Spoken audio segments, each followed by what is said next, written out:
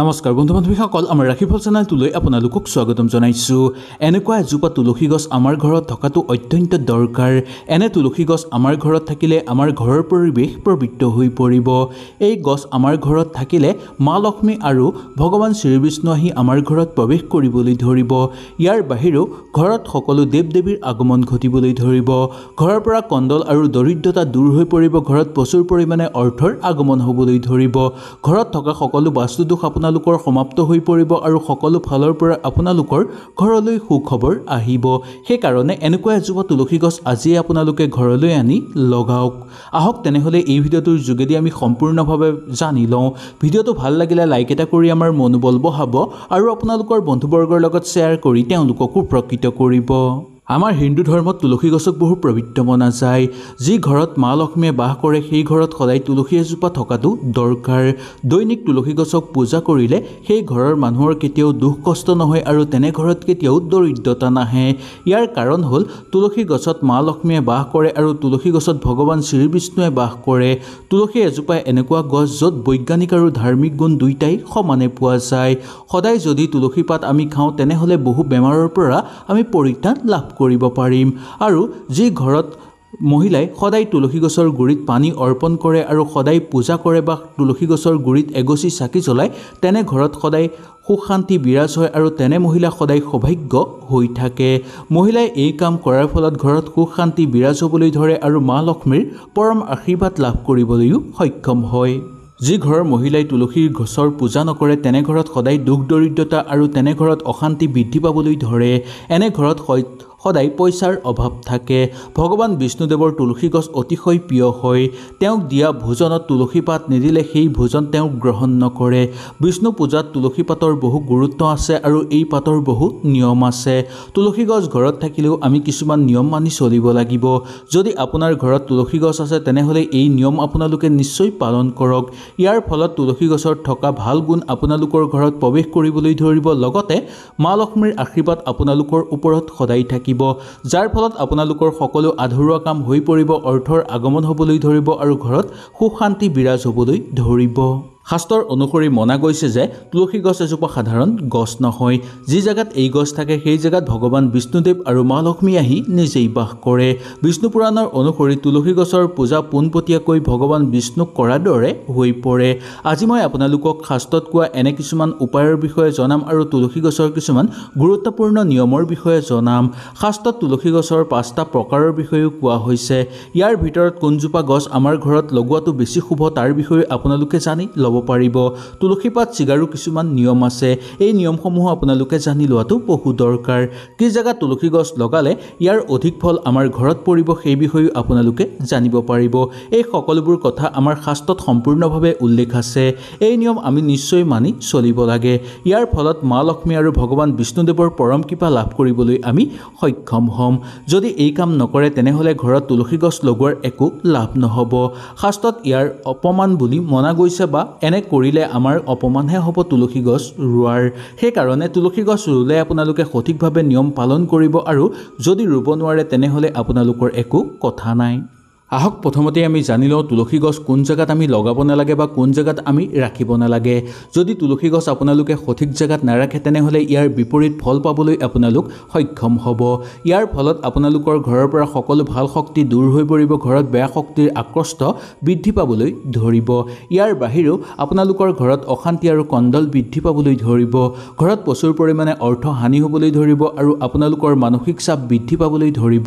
সেইকাৰণে এজোপা তুলসী গছ সঠিক দিশত ৰখাটো আমাৰ কাৰণে অত্যন্ত দৰকাৰ। যদি তুলসীজোপা সঠিক জেগাত থাকে তেনেহ'লে মা লক্ষ্মী আৰু ভগৱান বিষ্ণু আহি আমাৰ ঘৰত বাস কৰিবলৈ ধৰিব। আহক তেনেহ'লে আজিৰ ভিডিঅ'টোৰ যোগেদি আমি প্ৰথমতেই জানি লওঁ তুলসী গছ কোন জেগাত আমি লগাব নালাগে বা ৰাখিব নালাগে। বাস্তুশাস্ত্ৰৰ অনুসৰি তুলসী গছ কেতিয়াও দিনতে আন্ধাৰ হৈ থকা জেগাত লগাব নালাগে। বাস্তুশাস্ত্ৰৰ অনুসৰি আন্ধাৰত তুলসী গছ লগালে অৰ্থৰ হানি হ'ব পাৰে ঘৰত প্ৰচুৰ পৰিমাণে আৰু অবাঞ্ছিত খৰচৰ মাত্ৰা আপোনালোকৰ বৃদ্ধি পাব। তুলসী গছ সদায় এনেকুৱা জেগাত লগাব লাগে য'ত সদায় ৰাতিপুৱাৰ বেলিৰ পোহৰ পৰে। ইয়াৰ ফলত তুলসী গছৰ ওপৰত ভগৱানৰ পৰম কৃপা আহি পৰিব আৰু সেই তুলসী গছ ঘৰত থাকিলে আমাৰ ঘৰত সদায় সুশান্তি বিৰাজ হ'বলৈ ধৰিব। কিন্তু দুপৰীয়া বেছিকৈ যাতে বেলিৰ তাপ নপৰে তুলসীজোপাৰ ওপৰত তাৰ প্ৰতি আপোনালোকে লক্ষ্য ৰাখিব। ইয়াৰ ফলত তুলসীজোপাই কষ্ট পালে আপোনাৰ ওপৰতো ইয়াৰ সমান কষ্ট আহি পৰিব পাৰে। সেইকাৰণে লক্ষ্য ৰাখিব যে তুলসীজোপা যাতে কষ্ট নাপায় বা তুলসীজোপাক কষ্ট দিবলৈ আপোনালোকে চেষ্টা নকৰিব। তুলসীজোপাক আপোনালোকে যিমান কষ্ট দিব তিমান কষ্ট আপোনালোকেও ভুগিবলৈ সাজু হৈ থাকিব লাগিব। কাৰণ তুলসী গছক বহুত পবিত্ৰ মনা যায় আৰু তুলসী গছত ভগৱান শ্ৰী বিষ্ণু আৰু মা লক্ষ্মীয়ে বাস কৰে। যদি তুলসীজোপাক কষ্ট দিয়া হয় তেনেহ'লে দেৱ দেৱী সকলো আপোনালোকৰ ঘৰৰ পৰা গুচি যাব। তুলসী গছ কেতিয়াও ঘৰৰ ছাদত লগাব নালাগে। এই দিশত উদ্ধ দিশ বুলি মনা যায় বা এই দিশটোক বহু বেয়া দিশ বুলি মনা যায়। শাস্ত্ৰৰ মতে এই জেগাত তুলসী গছ থাকিলে প্ৰচুৰ পৰিমাণে ঘৰত অভাৱ সৃষ্টি হ'বলৈ ধৰে আৰু এনে ঘৰত কেতিয়াও দুখ কষ্ট নুগুচা হৈ পৰে। তুলসী গছ সদায় এনেকুৱা জেগাত ৰাখিব লাগে যি জেগাৰ পৰা বতাহ আহি তুলসীৰ গাত লাগি আমাৰ ঘৰত প্ৰৱেশ কৰে। ইয়াৰ ফলতে এই গছৰ শুভ ফল আপোনালোকে পাবলৈ সক্ষম হ'ব। তুলসী গছে বেয়া শক্তিক ভাল শক্তিলৈ পৰিৱৰ্তন কৰে। ইয়াৰ বাহিৰেও ঘৰৰ ছাদত তুলসী গছ লগালে বাস্তুদোষ উৎপন্ন হ'বলৈ ধৰিব পাৰে। যি ঘৰত কুণ্ডলীৰ দোষ থাকে বা গ্ৰহ নক্ষত্ৰৰ বেয়া প্ৰভাৱ থাকে তেনে মানুহে ছাদত তুলসী গছ কেতিয়াও লগাব নালাগে। যদি শনি দোষৰ প্ৰভাৱৰ পৰা আপোনালোকে বাচিব বিচাৰে তেনেহ'লে ঘৰৰ ঈশান কোণত আপোনালোকে তুলসী গছ লগাব। যদিও আপোনালোকে ছাদৰ ওপৰত তুলসী গছ লগায় তেনেহ'লে ছায়া দোষ হ'ব পাৰে বা আপোনালোকৰ বাস্তুদোষ উৎপন্ন হ'বলৈ ধৰিব পাৰে। সেইকাৰণে এনে ভুল আপোনালোকে কেতিয়াও নকৰিব। তুলসী গছ লগাওঁতে সদায় বিজুৰীয়া সংখ্যাত লগাব লাগে। ইয়াৰ অৰ্থ হ'ল 1 জোপা 3 জোপা 5 জোপা 7 জোপা 9 জোপা এনে সংখ্যাত আপোনালোকে তুলসী গছ লগাব। কিন্তু ঘৰত যদি এজোপা তুলসী গছ হয় তেনেহ'লেও ইয়াক বহু শুভ বুলি মনা যায়। এজোপা হ'লে আপুনি সদায় ভালদৰে চোৱা চিতা কৰিব পাৰিব আৰু সদায় পানী দিব পাৰিব। তুলসী গছৰ ওচৰত কেতিয়াও আপোনালোকে ঝাৰু জোতা চেণ্ডেল বা জাবৰ দমাই ৰাখিব নালাগে। ইয়াৰ ফলত তুলসীজোপাৰ আশে পাশে বেয়া শক্তিয়ে ঠাই ল'বলৈ ধৰিব আৰু তুলসীজোপাক অপমান কৰাটো বুজাব। যাৰ ফলত মা লক্ষ্মী তেনে ঘৰৰ পৰা গুচি যাব। যাৰ ফলত আপোনালোকৰ ঘৰত দুখ দৰিদ্ৰতা বৃদ্ধি পাবলৈ ধৰিব, ঘৰত কণ্ডল বৃদ্ধি পাবলৈ ধৰিব আৰু ঘৰত বাস্তুদোষ উৎপন্ন হ'বলৈ ধৰিব। সেইকাৰণে তুলসী গছজোপা সদায় এনেকুৱা জেগাত লগাব য'ত যাতে আপোনালোকে লেতেৰা জাবৰ পেলাবলগীয়া নহয় বা সেই জেগাত যাতে আপোনালোকে বেয়া বস্তু নকৰে বা বেয়া কাম নকৰে। তুলসী গছ কেতিয়াও ঘৰৰ দক্ষিণ দিশত লগাব নালাগে। শাস্ত্ৰৰ মতে এই দিশটো তুলসী গছৰ কাৰণে বহু অশুভ বুলি মনা গৈছে। শাস্ত্ৰৰ অনুসৰি ঈশান দিশটো তুলসী গছৰ কাৰণে বহু বেছি শুভ বুলি মনা গৈছে। ঈশান কোণৰ অৰ্থ হ'ল উত্তৰ আৰু পূব দিশৰ মাজৰ কোণ।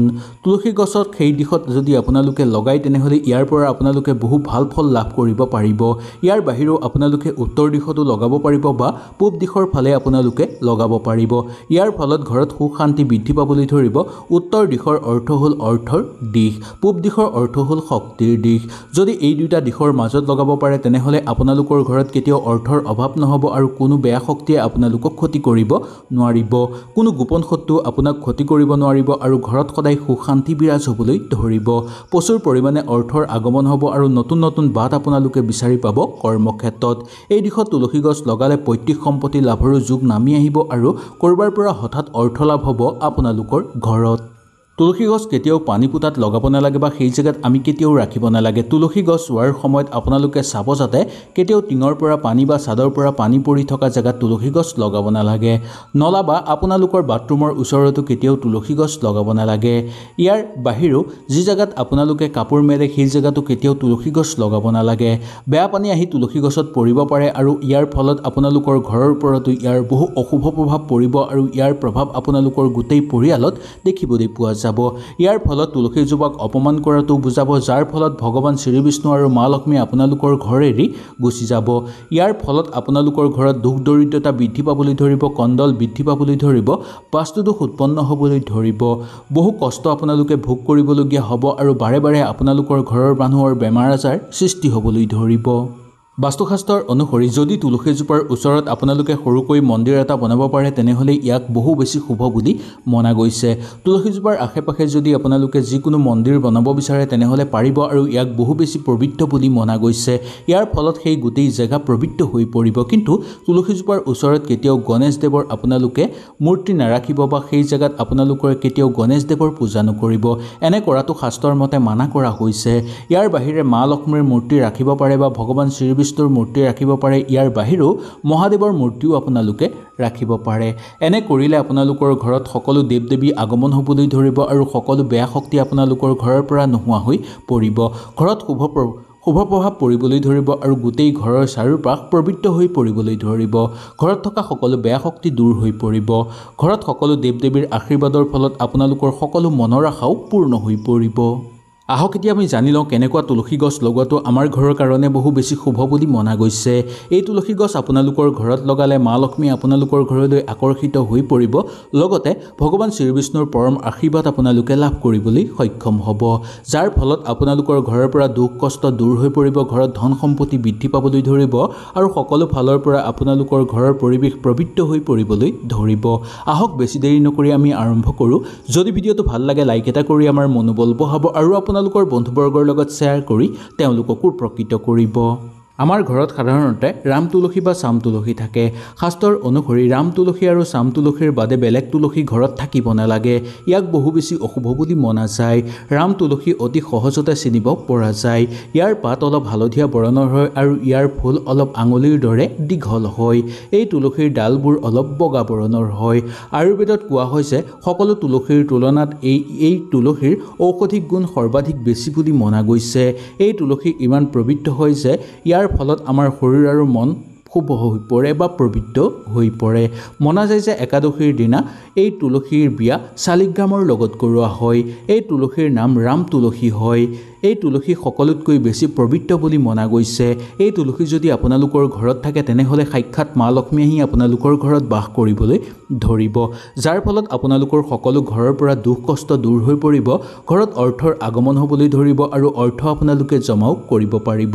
ঘৰত সুখ শান্তি বিৰাজ হ'বলৈ ধৰিব আৰু প্ৰচুৰ পৰিমাণে আপোনালোকৰ ঘৰত অৰ্থৰ আগমন হ'ব ৰাম তুলসী ঘৰৰ সদায় উত্তৰ বা পূব দিশত লগাব লাগে বা উত্তৰ পূব দিশত লগাব লাগে বা ঈশান কোণত আমি লগাব পাৰোঁ এই গছ এনেকুৱা জেগাত কেতিয়াও লগাব নালাগে য'ত আমি জোতা চেণ্ডেল ৰাখোঁ বা যি জেগাৰ পৰা পানী পৰে বা পানী পোতা কেতিয়াও আমি লগাব নালাগে বা কোনো লেতেৰা জাবৰ জোঁথৰ পেলোৱা জেগাতো আমি এই গছ কেতিয়াও লগাব নালাগে আমি সদায় ভাল জেগাত এই গছ লগাব লাগে আৰু ৰাতিপুৱা যাতে সূৰ্যৰ পোহৰ আহি সেই গছত প্ৰথম পৰে তেনেকুৱা জেগাতে আমি এই তুলসী গছ লগাব লাগে ইয়াৰ ফলত এই তুলসী গছৰ শুভ ফল আমাৰ ঘৰত পৰিবলৈ ধৰিব আৰু এই তুলসী গছৰ ফলতেই আমাৰ ঘৰৰ পৰিৱেশ পবিত্ৰ হৈ পৰিব মা লক্ষ্মী সাক্ষাৎ আমাৰ ঘৰলৈ প্ৰৱেশ কৰিব আৰু মা লক্ষ্মীৰ কৃপাৰ ফলত আমাৰ সকলো মনৰ আশা পূৰ্ণ হৈ পৰিব চাম তুলসীৰ পাত সামান্য জামুক বৰণৰ হয় ইয়াৰ পাত 1 পৰা 2 ইঞ্চি লম্বা আৰু পাত অলপ দীঘল আকাৰৰ হয় চাম তুলসীৰ প্ৰয়োগ বহু বেমাৰৰ প্ৰতিকাৰ হিচাপে ব্যৱহাৰ কৰা হয় ইয়াৰ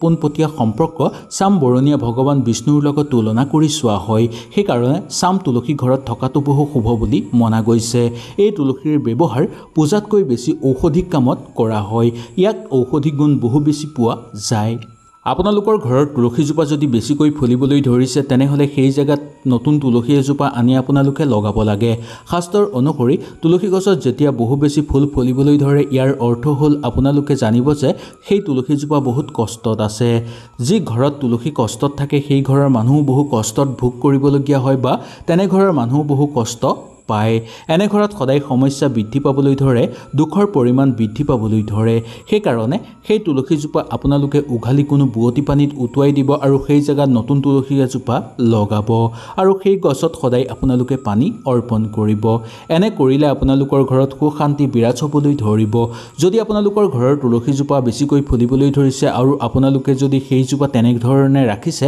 তেনেহ'লে আপোনালোকৰ ঘৰত মানসিক চাপ বৃদ্ধি পাবলৈ ধৰিব বহু বেছি পৰিমাণে আপোনালোকৰ ঘৰত সমস্যা হ'বলৈ ধৰিব কাৰোবাৰ নহয় কাৰোবাৰ অকাল মৃত্যু ঘটিবলৈ ধৰিব এনে তুলসী গছ আপোনালোকে উঘালি পানীত উটুৱাই দিব লাগে আৰু সেই জেগাত নতুন এজোপা তুলসী গছ আনি লগাই দিব লাগে বাস্তুশাস্ত্ৰৰ অনুসৰি তুলসী গছ যদি শুকাই যাবলৈ ধৰে তেনেহ'লে ইয়াক বহু অশুভ সংকেত বুলি মনা যায় যি ঘৰত তুলসী গছ শুকাই যাবলৈ ধৰে ইয়াৰ অৰ্থ হ'ল মা লক্ষ্মী তেনে ঘৰৰ পৰা গুচি গৈছে আৰু তেনে ঘৰত অৰ্থৰ খৰচ বৃদ্ধি পাবলৈ ধৰিব আৰু লগতে আপোনালোকৰ ঘৰত দৰিদ্ৰতা বৃদ্ধি পাবলৈ ধৰিব সেইকাৰণে তুলসীক বহু সাৱধানেৰে নজৰ আমি ৰাখিব লাগে।